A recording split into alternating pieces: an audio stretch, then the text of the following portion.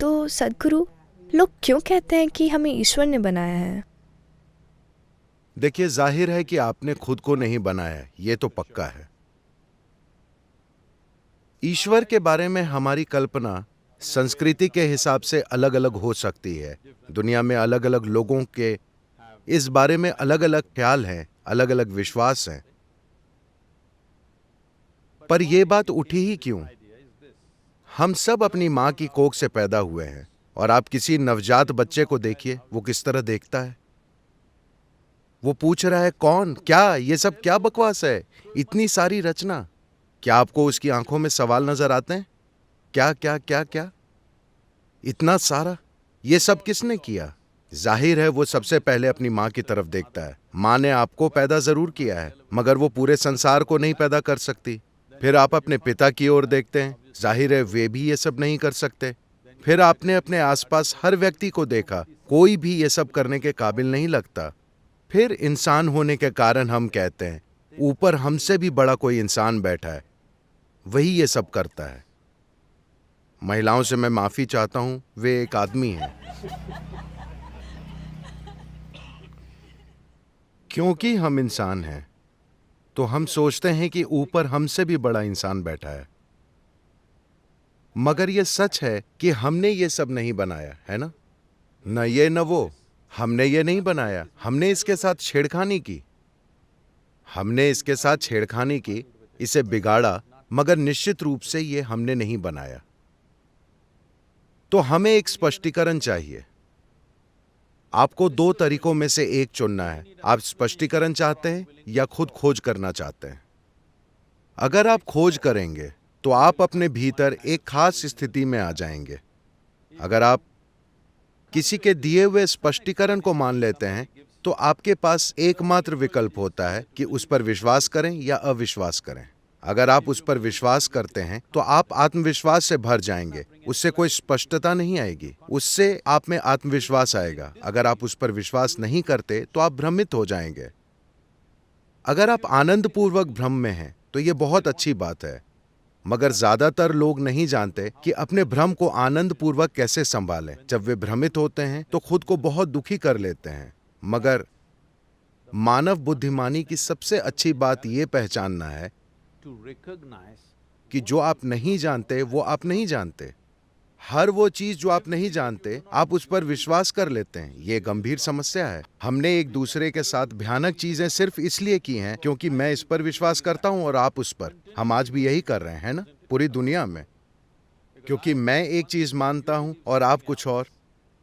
अब अगर मैं आपको जिंदा छोड़ दूं तो मेरे विश्वास को नुकसान होगा, तो सबसे अच्छा होगा कि आप मर जाएं। हाँ, क्योंकि आप किसी और चीज को सच मानते हैं और मैं किसी और चीज को। अब हम दोनों एक जगह पर नहीं रह सकते। हम कुछ देर दिखावा कर सकते हैं, मगर जब असली मुद्दों की बात आती है तो हम दोनों एक जगह नहीं रह सकते। ये इतना मुश्किल क्यों है?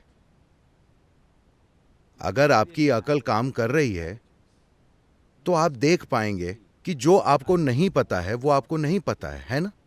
क्या ये देख पाना बहुत मानवीय और अच्छी बात नहीं है कि जो मैं नहीं जानता वो नहीं जानता? इसमें कौन सी बड़ी बात है?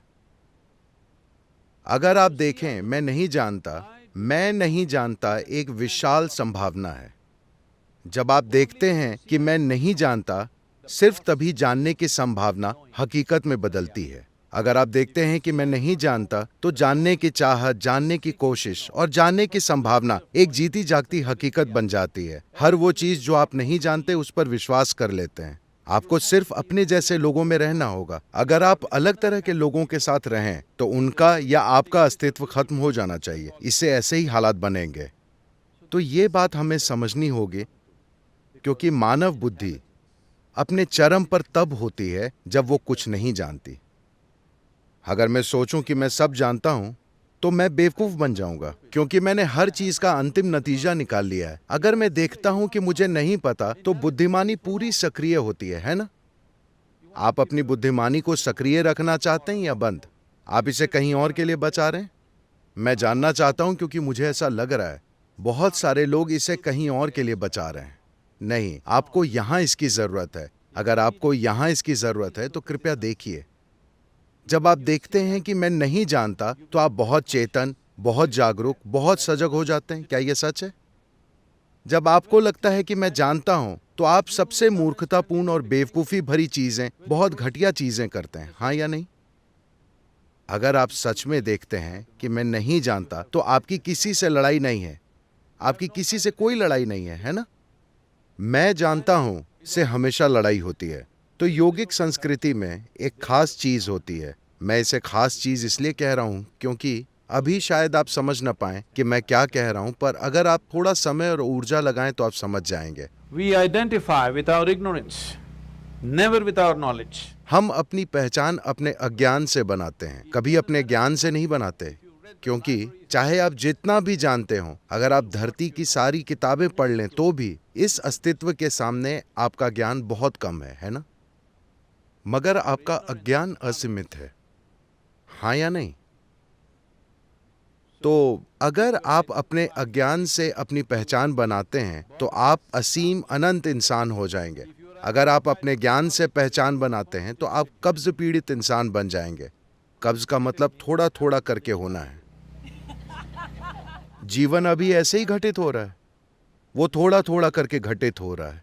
वो खूबसूरती से नहीं हो रहा, थोड़ा थोड़ा हो रहा है। कहीं खुशी का एक पल ढूंढने के लिए हमें मेहनत करनी पड़ती है। परमानंद के एक पल का अनुभव करने के लिए हमें कितनी सारी चीजें करनी पड़ती हैं। अगर आप अपने जीवन का हर पल, अपने शरीर की हर कोशिका में बहते बेनाम परमानंद में डूबकर जीना चाहते हैं, तो आपको अपनी पहचान अपने अज्ञान से बनानी होगी।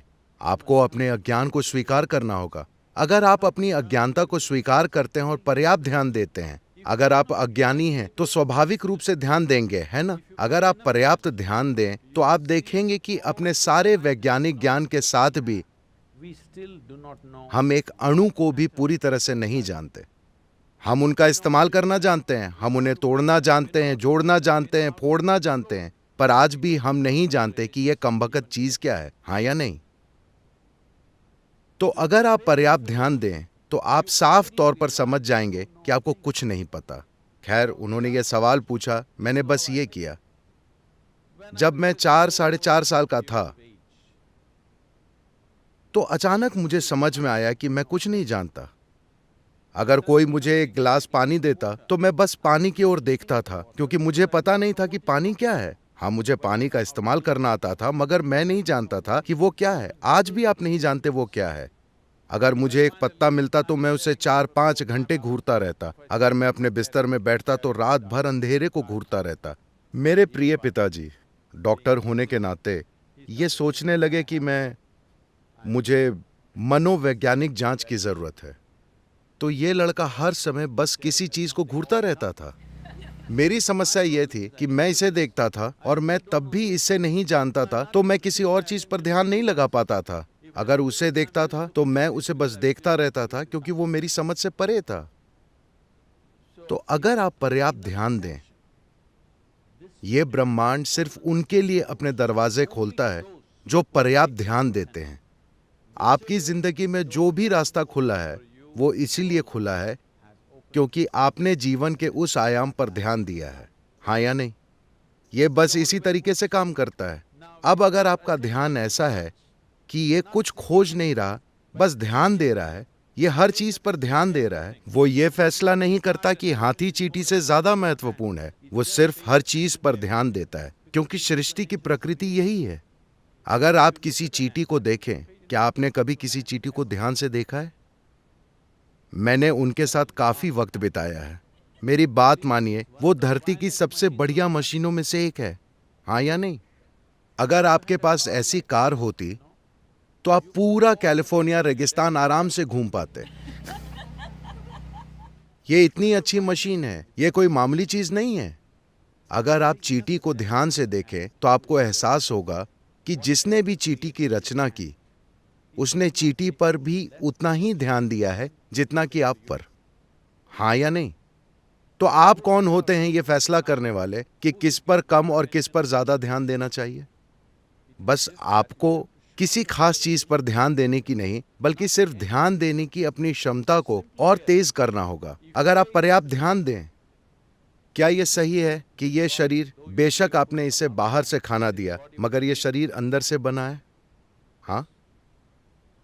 तो सृष्टि का जो भी स्रोत है वो आपके अंदर से ही काम कर रहा होगा, है ना? क्या ऐसा है? तो जब आप नहीं जानते कि सृष्टि के स्रोत की प्रकृति क्या है, आप अंग्रेजी में, भारत में हमारे पास बहुत से शब्द हैं, दुनिया के इस हिस्से में आप उसे गॉड कह सकते हैं।